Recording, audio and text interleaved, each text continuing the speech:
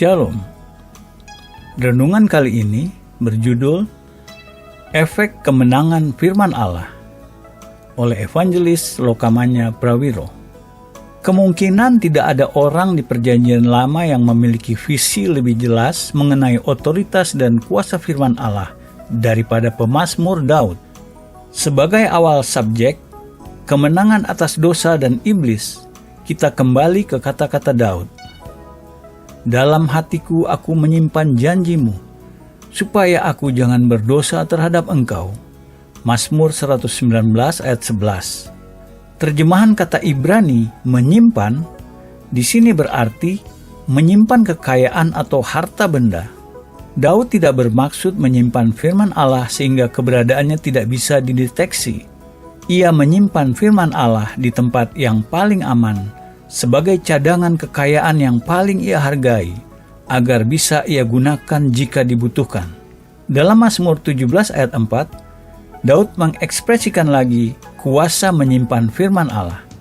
Tentang perbuatan manusia sesuai dengan firman yang engkau ucapkan, aku telah menjaga diriku terhadap jalan orang-orang yang melakukan kekerasan.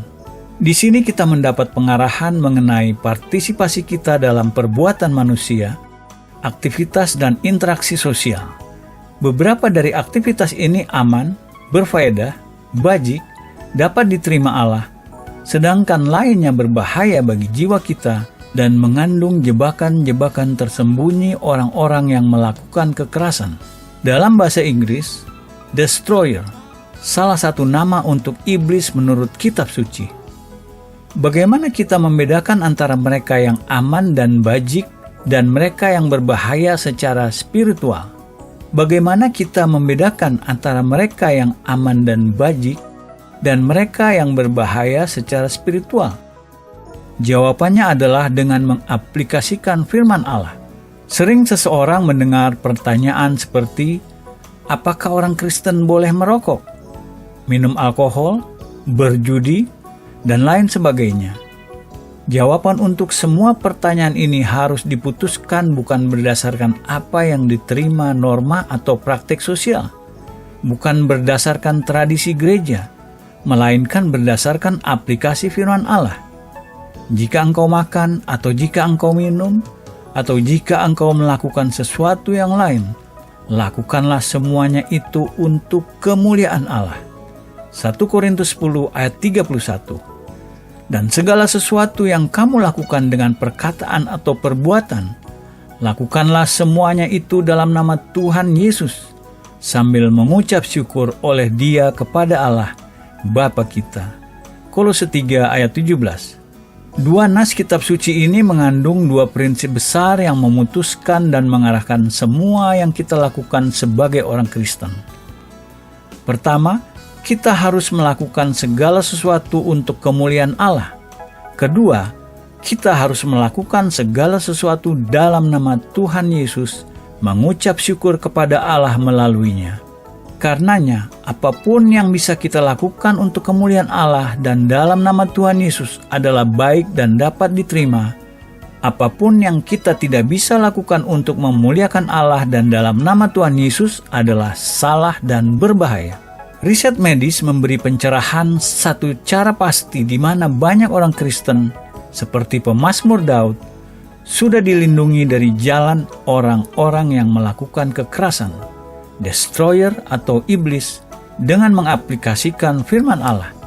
Kitab suci mengajar sangat sederhana bahwa tubuh orang Kristen sesudah ditebus dari dominasi iblis melalui darah Kristus adalah bait untuk didiami Roh Kudus dan karenanya harus dijaga bersih dan suci. Sebagai contoh, Paulus berkata, "Tidak tahukah kamu bahwa kamu adalah bait Allah dan bahwa Roh Allah diam di dalam kamu? Jika ada orang yang membinasakan bait Allah, maka Allah akan membinasakan dia, sebab bait Allah adalah kudus dan bait Allah itu ialah kamu." 1 Korintus 3 ayat 16-17. Atau tidak tahukah kamu bahwa tubuhmu adalah bait Roh Kudus yang diam di dalam kamu, Roh Kudus yang kamu peroleh dari Allah, dan bahwa kamu bukan milik kamu sendiri?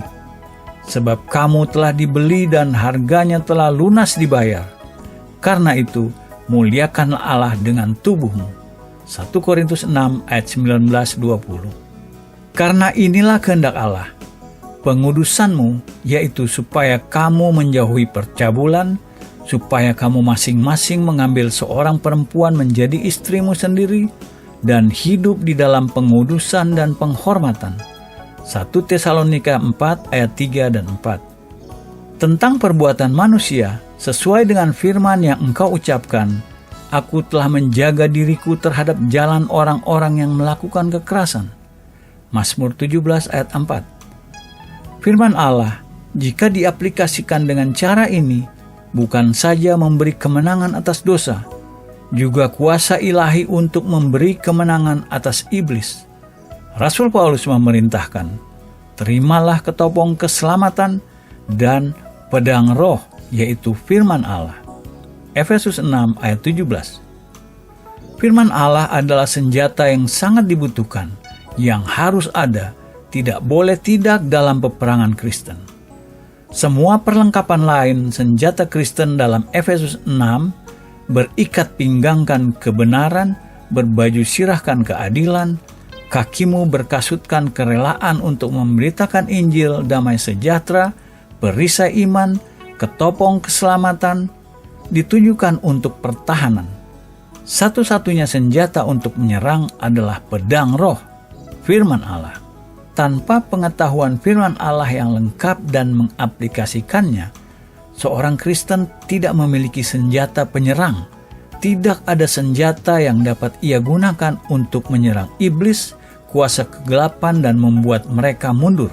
Dengan pandangan ini, tidak heran sepanjang sejarah gereja Kristen, iblis menggunakan segala macam cara dan alat di dalam kekuasaannya untuk membuat orang-orang Kristen tidak mengetahui kodrat, otoritas, dan kuasa sesungguhnya dari firman Allah. Dalam menggunakan firman Allah sebagai senjata, Tuhan Yesus Kristus sendiri adalah contoh Kristen tertinggi. Iblis membawa 3 pencobaan melawan Yesus, dan Yesus menghadapi dan mengalahkan setiap pencobaan iblis dengan senjata yang sama, pedang firman tertulis Allah. Lihat Lukas 4 ayat 1-13. Karena dalam setiap pencobaan, Yesus menjawabnya dengan frasa, ada tertulis, dengan mengutip langsung dari kitab suci. Ada arti signifikan dalam 2 frasa berbeda yang Lukas gunakan dalam catatan pencobaan Kristus oleh iblis dan konsekuensinya.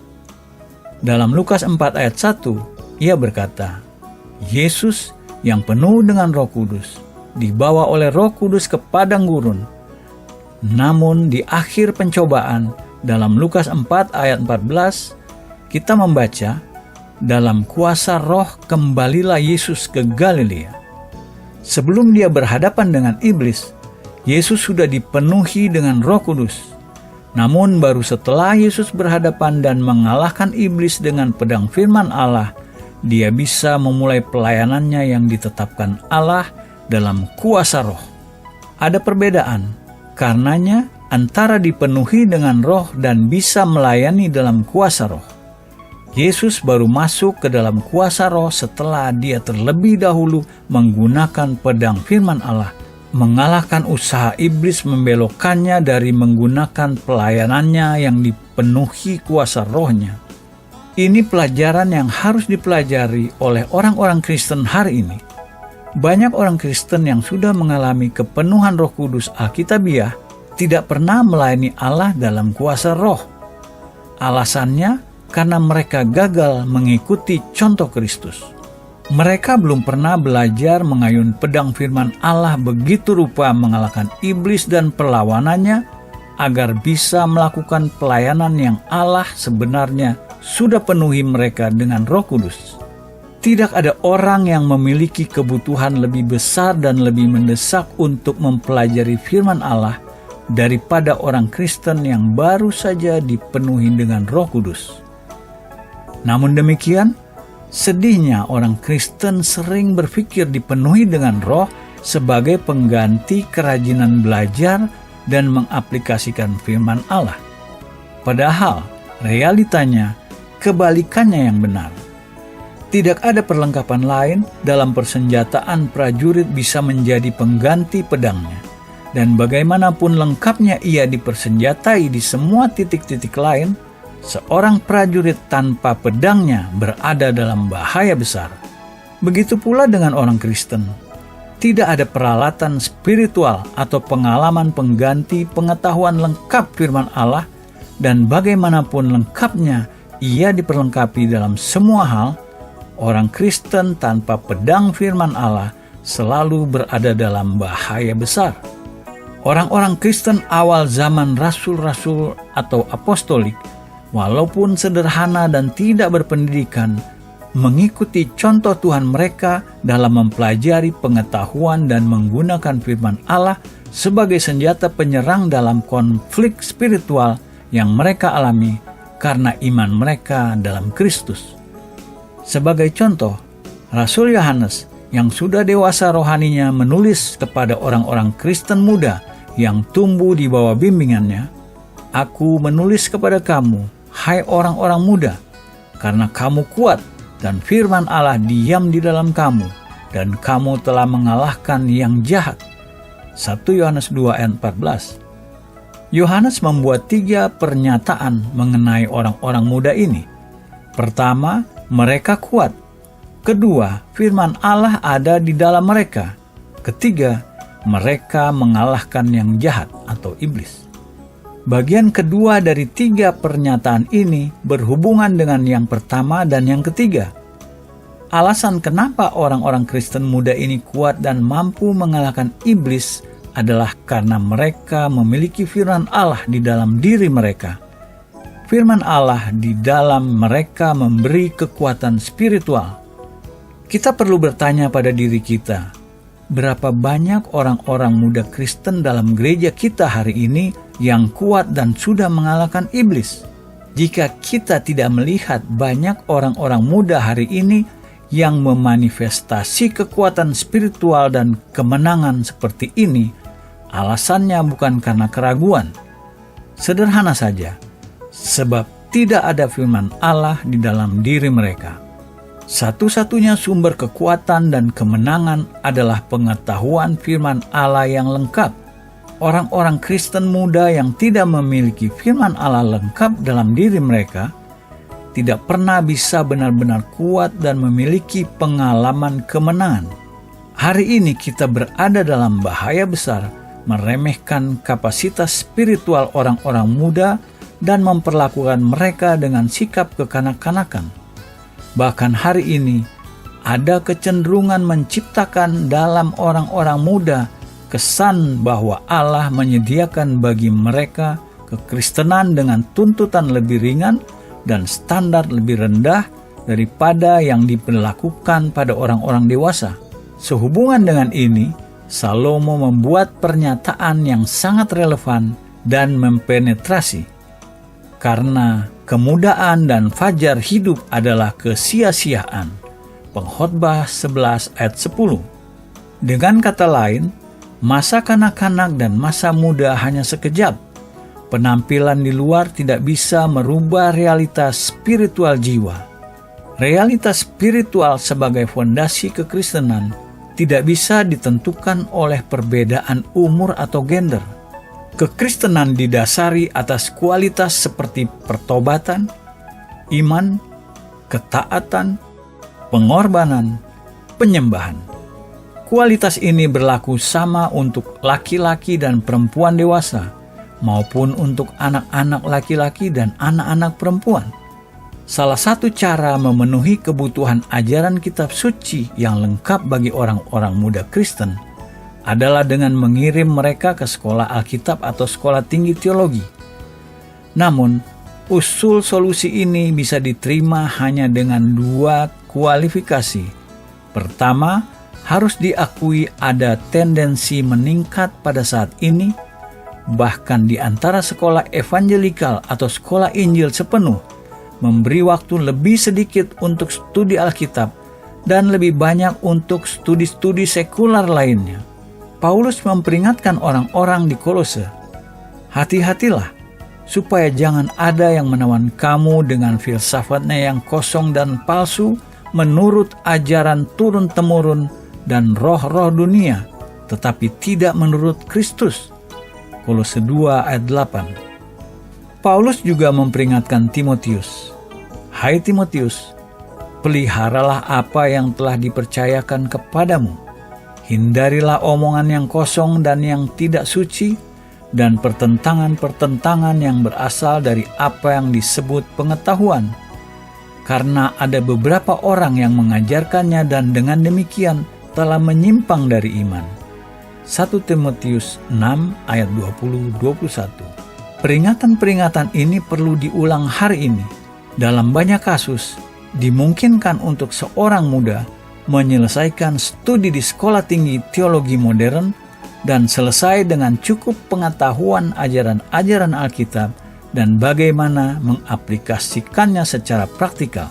Kualifikasi kedua adalah kita harus membuat agar tidak ada studi sekolah Alkitab atau STT, betapapun bagus dan lengkapnya, membebaskan pendeta-pendeta gereja lokal dari kewajiban memberi semua anggota jemaat mereka ajaran dan latihan sistematik dan reguler dalam firman Allah. Gereja lokal adalah titik sentral di seluruh perjanjian baru dalam membimbing pengajaran kitab suci, dan tidak ada institusi lain bisa mengambil alih fungsi gereja lokal.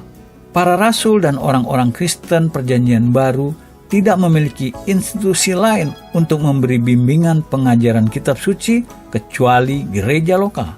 Namun mereka lebih sukses dalam tugas mereka daripada kita hari ini. Institusi-institusi lain seperti sekolah Alkitab atau sekolah tinggi teologi bisa menyediakan bimbingan untuk menambah pelajaran yang dilakukan gereja-gereja lokal, namun mereka tidak bisa mengambil fungsi mereka. Kebutuhan paling mendesak mayoritas gereja-gereja lokal hari ini bukan memiliki lebih banyak organisasi atau lebih banyak program atau lebih banyak aktivitas. Kebutuhan gereja sederhana saja: bimbingan lengkap, praktis, reguler dalam dasar kebenaran firman Allah dan bagaimana mengaplikasikannya dalam setiap aspek kehidupan Kristen.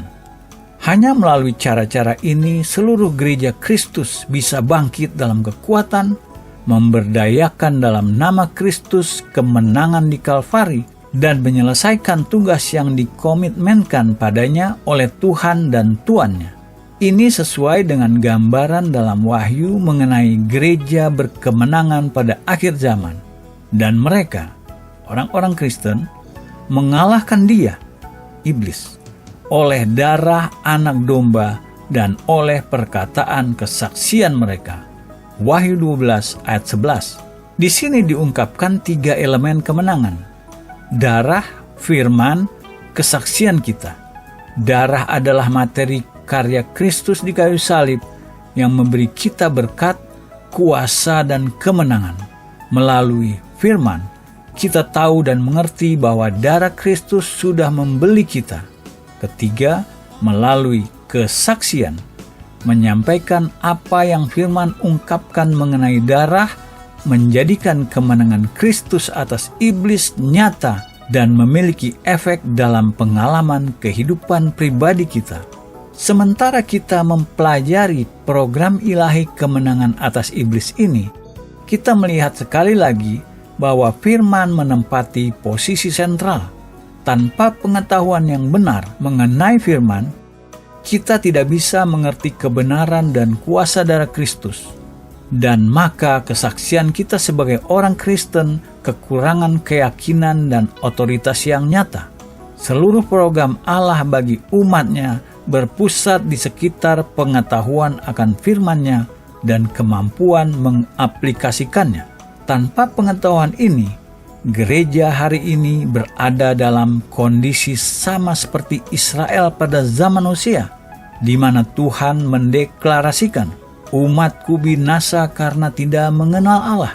Karena engkaulah yang menolak pengenalan itu, maka aku menolak engkau." Hosea 4 ayat 6. Gereja yang menolak pengetahuan firman Allah menghadapi penolakan oleh Allah sendiri dan kehancuran di tangan lawan besarnya, iblis. Amin.